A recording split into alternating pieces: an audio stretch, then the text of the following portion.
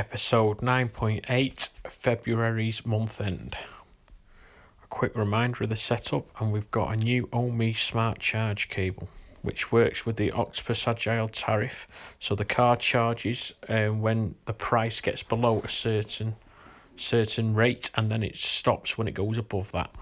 There are some other options on setting up the charging on the car through the ohme smart cable, but I'll do a separate video on this when the time comes. This is how all the data looks from the Tesla app, and we are now using less. So the home usage was 1,801 kilowatt hours. From the grid we pulled 1,697 kilowatt hours, and we put back into the grid 4.1 kilowatt hours.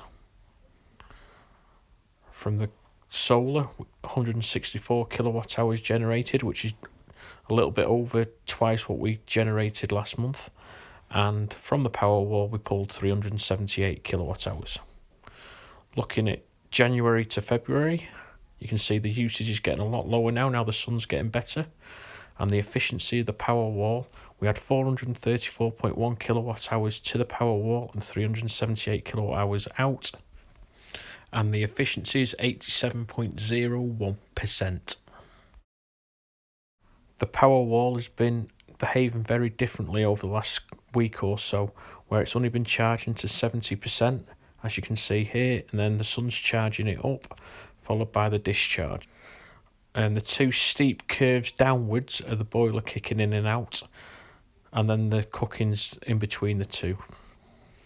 Another thing that's changed this month is the way the Octopus Agile Tariff is costing out. We normally get the dips in the middle of the night, or the early hours of the morning, especially when there's a storm. But what has been happening is we're getting a second dip in the day due to the sunlight, as the solar's getting stronger and stronger as the days go on. And here's a quick look at the last 30 days. So it's £103 for the last 30 days, roughly. There is a little bit of a discrepancy in the Agile Watchdog app.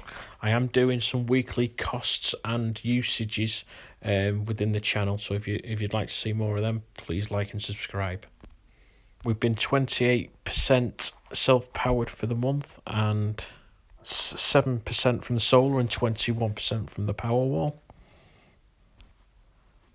In the peak times, which is the most expensive times on the Agile tariff, that's 51% self-powered, 3% from the solar and 48% from the Powerwall.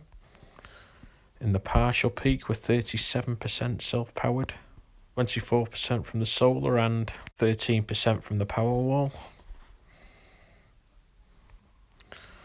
And on the off-peak, we've got 1% from the Powerwall. And this is how this February is compared with other Februaries since 2012. And as you can see, it's quite an average year.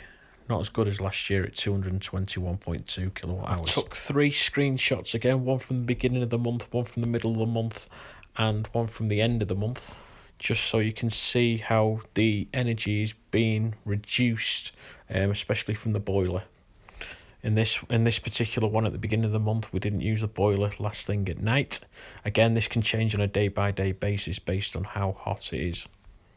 In the middle of the month, the boiler did kick in 3 times, but as you can see, there's a lot more Powerwall charging in the middle of the day from the solar. But we're still charging up at night.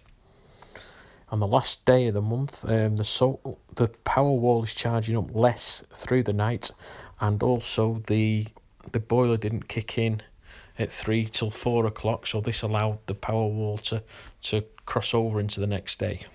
And yet again, we're charging up from the sun halfway through the day, so the Powerwall is charging back up to 100% after discharging.